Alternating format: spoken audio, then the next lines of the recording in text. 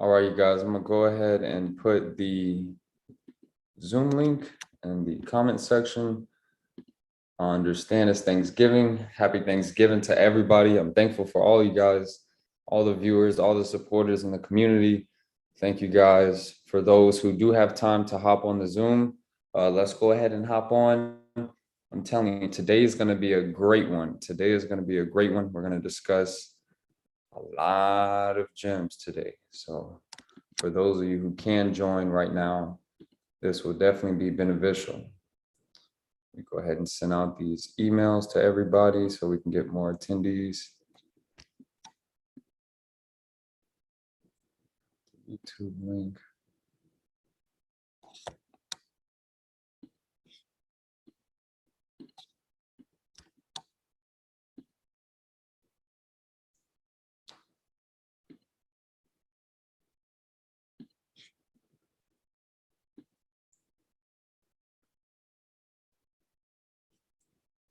What's up, Jose? Happy Thanksgiving, man. Happy Thanksgiving, brother.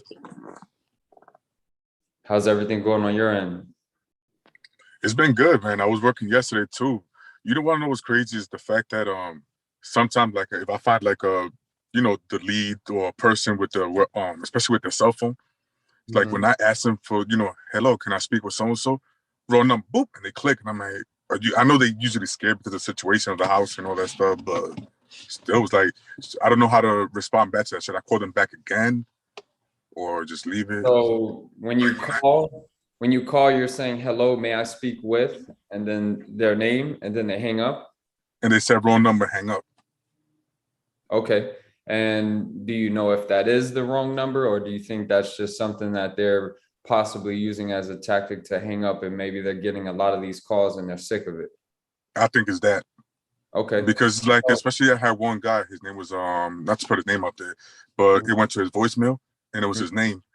And I was like, hello, can I speak with Carlos? Boop, and he hung up. I'm like, oh. Yeah. So in that scenario, they're probably getting sick of the calls, or maybe they've already worked with somebody. Instead of calling and asking, may I speak with, you can just start going in direct now. Hey, this is Jose with, whatever your asset recovery company is. I don't want to take too much of your time. You're probably receiving a lot of these phone calls and you're getting sick of it. I just want to tell you how you can stop these calls right now. And then try to hurry up and get to an email, because you don't want to go on a long spiel on somebody who already thinks it's a scam. You want to get that email. Thank you. I hope you have a great day. I'll send you over this information. Then you send over the information and try to follow up that way, because they're definitely getting sick of these calls. They're annoyed. And if you can get to that email fast, or even texting, sometimes if you keep calling him back and they don't answer, you can still send over via text, some images and documents that you get from the county's website. Yeah. Remember when I was able to get in touch with you? That's why I was asking you about that information, because of that. Because I feel like I could get them, but I feel like there's a way for me to get them to be like, okay, I'm seeing the documents and now I see it. Let me go from there. Just a different way to do the stuff. Exactly. Yeah. The goal is to get either the email. If you have text, go ahead and utilize the text, but at least you verified that is the person. Right now. Once you verify, once you verify that that's the correct person, now you have to do, everything in your method to, get in contact with them. You want to reach out to them at least 3 to 4 times. You want to do calls, voicemails, texts, leave proof of documentation. You want to do mailers. If you've done 4 to 5 attempts and you feel like you've done everything to contact them, even further research, stuff like that, maybe even talk to family and friends to try to get them on board, on to the next one. Got it. Appreciate that, Eric. Yeah, no problem. All right, you guys. So we'll go ahead and get it started. Today is day 14. Last night, I actually hopped on a video. If you guys weren't able to catch that, when we're done with this, go ahead and watch it. I broke down why you shouldn't use a call script.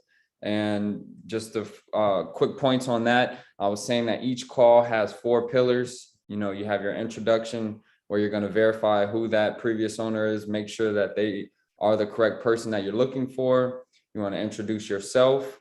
The second pillar is, getting them to understand what occurred, how the surplus funds came about. The third pillar is talking about your business, how you can assist them, how you can solve an issue. In business, when you can solve issues, that's when you have, the greatest business model. And in this business, that's pretty much what we're doing. We're solving issues. We're helping people get money that they don't even know about. And then the fourth one is just to close them. You're going to give them expectation on, how long it'll take for this whole process, what documents you need, things like that. So definitely check that out. You don't want to use a script because you'll sound robotic.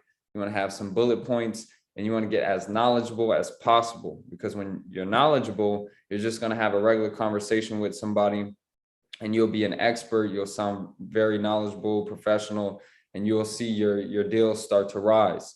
And then also, when it comes to reading from a script, every call can go a different way. So that script, you don't want to rely on that, because somebody might ask you something, or they might, hit you with a rebuttal, and you can't just follow a script. Okay. So make sure you get as knowledgeable as possible. If you're afraid to make cold calls, fear comes from the unknown. You need to get knowledgeable. Check out the course. If you haven't gotten it yet, I'm running a Black Friday sale. It ends this Saturday. Check it out.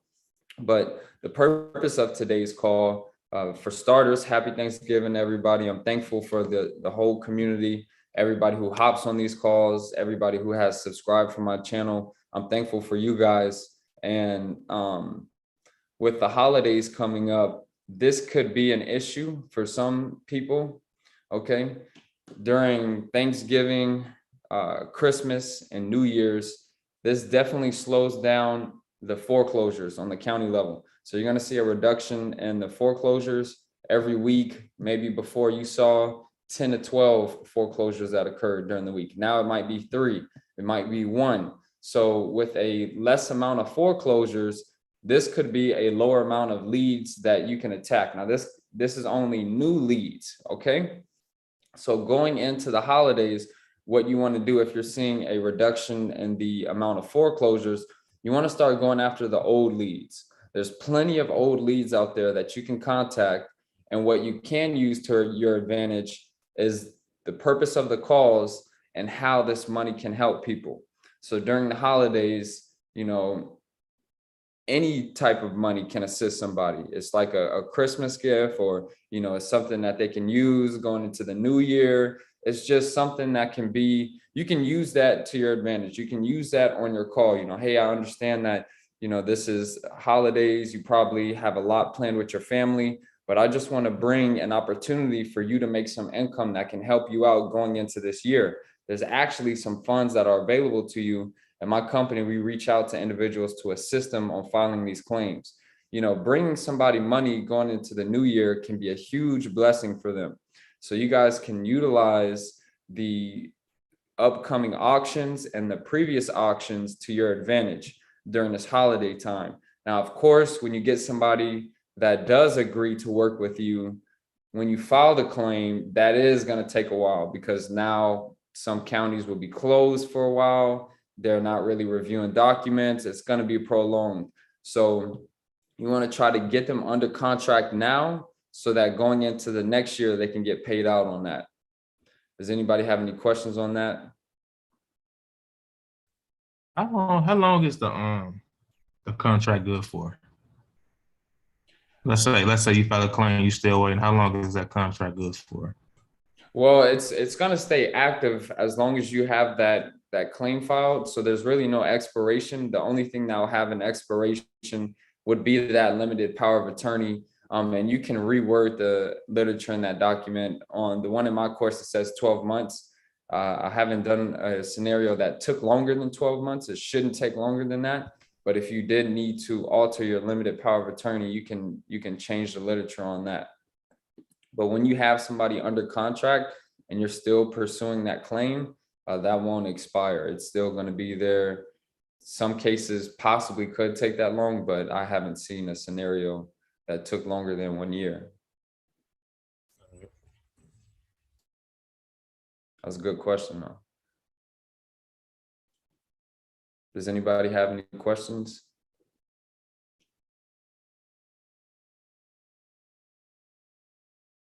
Let me see on the YouTube chat.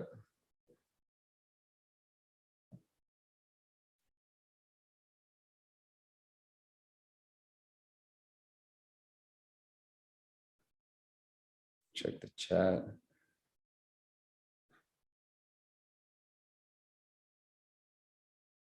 Oh, Matthew, you said something in chat. Okay. Happy Thanksgiving, everyone. Want to say thank you, Eric. I officially established my first client deal and overnight the documents yesterday. Great job, Matthew. That's what we're talking about, man. Great job.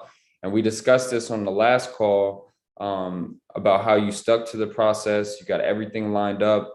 You didn't give up. You know, that's amazing, man. Huge, huge shout out to Matthew. Great job on that, man. See, that's something I'm thankful for that. I'm thankful to have students in the community who are taking the information, applying it, and getting deals done. I'm thankful for that. jonathansorto on that, yeah. Hello, Eric. How are you doing? Hey, Eric. Can you hear me? Yes, I took advantage of the special that you had for the multiple streams of income package. That was actually good. And so I took advantage of that. I wanted to ask you here, what would it take to work with you, like to JV, or is there what would I have to do? Yeah, so for the partnership, the first thing you have to do is get knowledgeable. Okay, so you have to be able to fully understand this business. When I bring partners on, I can't be teaching the basics of the business. So you should know, how surplus funds come about. You should know how to get leads, how to do your own research. You should know how to do due diligence. You should understand the basic concepts of this business. Okay. Once you understand that, we'll do a partnership interview where you'll show me that you know how to find leads, you know how to do research, and then most importantly, we'll do a mock call. Well, in the mock call, I'll hit you with some rebuttals, and if everything sounds good, you sound professional, you sound knowledgeable, then I can bring you on with my company. And when you work for my company, you actually get Excess Elite for only $20 a month, and you'll be able to just make calls, deals, and we'll partner when we have some deals. If we need an attorney, I'll set up getting the attorney. I'll help you with documents. You'll pretty much be making calls. Once you get somebody to verbally agree, you'll send me over an email, very detailed with information regarding that deal. Then I will take a deeper dive into it and make sure that everything lines up correctly. And this is something that we can actually attack. I'll get the paperwork together. We'll send over agreement documents, whatever we need. We'll bring the attorney on, and then, we'll get deals done. So that's how the partnership works. Okay, awesome. I just want to say thank you for the course, and it's such. I'm gonna go through it, and it's so affordable. And doing these Zooms here as well, you provide a lot of value. So thank you. I appreciate it, and I look forward to working with you in the future. Yeah, thank you, man. Happy Thanksgiving. Thank you for coming on. Okay, let's see. Andre Clark said, do you have any courses? Yes, I do have a course. I will go ahead and put the link to that in the comment section. You can take advantage of the Black Friday discount as well. But the course, it comes with 4 streams of income. If you're not interested in the other streams of income, you don't have to look at it. You can just look at the tax overage mortgage foreclosure section, and then I'll send you the unclaimed state fund section as well. Okay. John, Hey. Wait, somebody had a question? Yeah, I just had a question about the best practices for lien research or other attachments, other encumbrances that's on the parcel. Yeah, so when you're looking up liens, you want to try to find the owner and encumbrance report. You want to try to find the property information report. If you can't find these things on the county's docket or any type of online portal on the county's website, you're going to simply either send the county an email requesting this information, you're going to call looking to get a hold of the tax deed department, or you're going to ask the client, and then the last one would be run a title search yourself. Now that can cost a little bit more, that can cost anywhere from $60 to $100 getting a title search performed, but at least they'll tell you all the liens associated with the property. Okay, cool. Thank you. Yeah, you're welcome. That's a good question, guys. I get that question a lot. And when it comes to doing this business, the liens shouldn't be something that holds you back or to be afraid of. I always like to get clients under contract, submit the claim, and then see what happens. Because, if a lien holder does file a claim, it's like, all right, I called somebody, we filled out paperwork, took like 10 minutes, and I submitted it. I didn't have to do any hard labor. I really didn't invest a lot of money. I may have invested a lot of my time doing these phone calls, but if it doesn't work out, okay, we tried, but if it does work out, there are scenarios like right now, me and James have a deal and the lien holders, they didn't file the claim in the 120 days. So boom, we get the full amount. There was some city code violations that had to get paid out, but that was only like $1,000. There was a huge bank lien associated with that for over, like it would have wiped out the whole surplus, but they didn't file the claim. So, you definitely want to get people under contract as fast as possible and then submit the claim and wait and pray that a lien holder does not file a claim. And then also you can help lien holders too. So maybe if you do have to perform a title search that costs $60 and you get a hold of a lien holder, you can help lien holders file claims. And it might be difficult, getting in contact with them. But once you actually confirm that they are the lien holders and you have them on the phone, you can close them and use it to your advantage because of the time period. So lien holders in most states have a short period of time where they can file these claims, and you can definitely use that to your advantage. Okay, we got some more people coming on the chat. Happy Thanksgiving, everybody.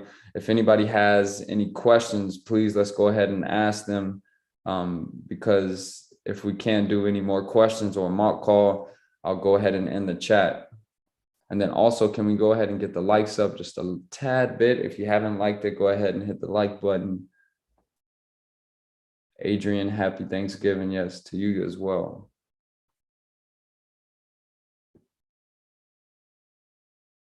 Does anybody have any questions? Eric, I Go have a ahead, question. Josh. So, have you personally ever bought a home on auction? No, I haven't, but that is a strategy that you can use. You can get homes at the auctions for, a really low price. I'm definitely thinking about that going into the next year. Yeah, because I met up an investor at a local RIA here at Austin, Texas, and he was telling me how he was buying these auction homes and like doing the burst strategy on them. So that's probably something I'll look at in the future, and everybody should here too. Yeah, exactly. When you purchase those homes, let's say you do purchase a home at a tax deed or a tax lien auction, or maybe even a mortgage foreclosure, you're going to get it for such a low price that you're automatically going to have equity. And if it needs to be renovated, you're going to drive that equity up even higher. And the burst strategy is going to come in perfect because you're going to buy, rehab, refinance, and then rent.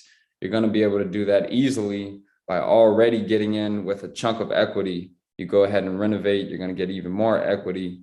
Go ahead and refi, pull out that equity, get somebody to rent the property, use the money from the refi to fund more deals. Yeah. Yeah, and that's the whole purpose of the course, is to teach about multiple streams of income. So when you make your money from, if you're doing asset recovery, you can then use that money to invest in other things. Real estate has, created, I think it's like 75% of America's millionaires. So you want to just follow the paths of the individuals who are successful, who are millionaires. Real estate is the easiest way. The good thing about tax overages, mortgage foreclosures, is you can get a part of that is essentially in real estate business without having to own property. You can make 6 figures in this business and real estate without having a real estate agent license, without being a mortgage broker, without actually owning property, without having any rentals.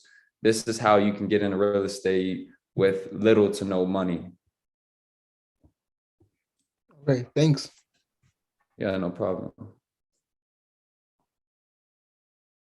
Adrian said, I just want to close deals, not deal with all the back end stuff. So Adrian, what you can do is hire a team.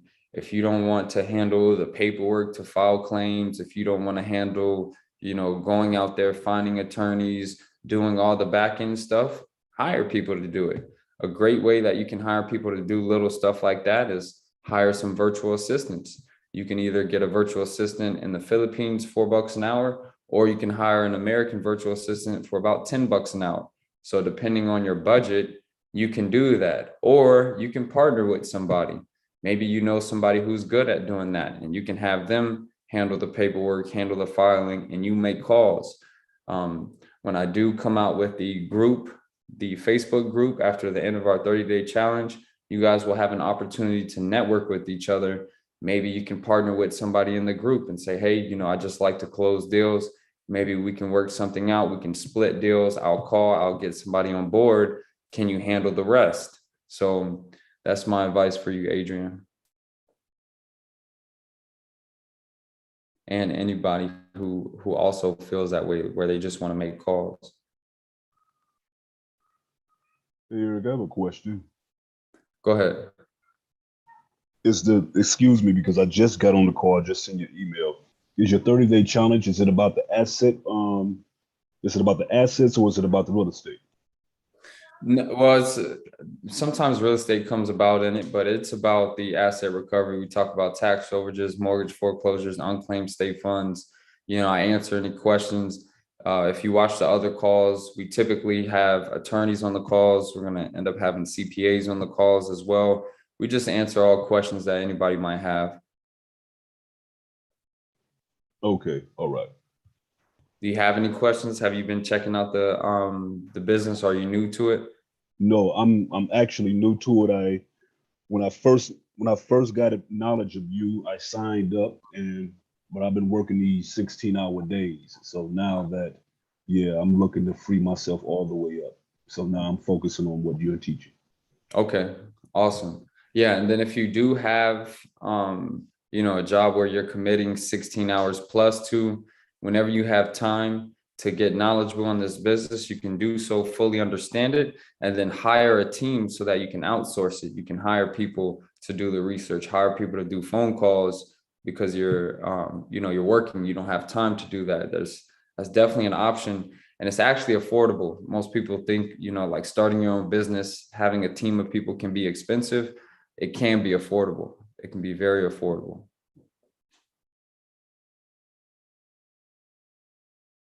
Hey, Eric. Go ahead, Matthew. Huge shout out to Matthew too. Anybody who just hopped on this call, huge shout out to Matthew. He's been applying pressure, applying the knowledge, and he got his deal yesterday.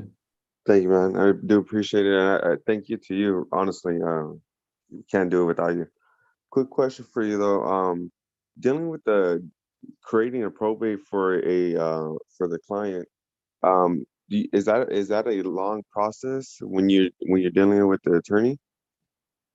It can be long. Sometimes those can take 3 months, 6 months, but if you get everything in order fast, okay, like a family tree, an affidavit of heirship, so that we can identify all the potential heirs, they'll need to go ahead and sign off on those forms, and now speed up the process. So it can be complex if it's a large family with a whole bunch of heirs, but if you go ahead and gather the information on the family tree or an affidavit of heirship, you'll be able to identify everybody. And if everybody is, like close family, we can get in contact with everybody. They can all sign off on the forms. It shouldn't take longer than 1 to 2 months. Okay, good. Thanks to Will as well. He sent me some information in regards to dealing with the laws over here in Washington. Will has been very helpful. I was looking at those state statutes that answered pretty much majority of the questions you had with that. So that was perfect. Yeah. So thanks again, Eric. Yeah, no problem. No problem.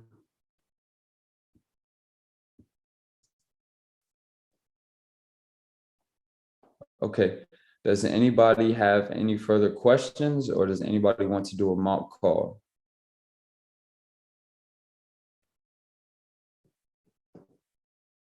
Okay.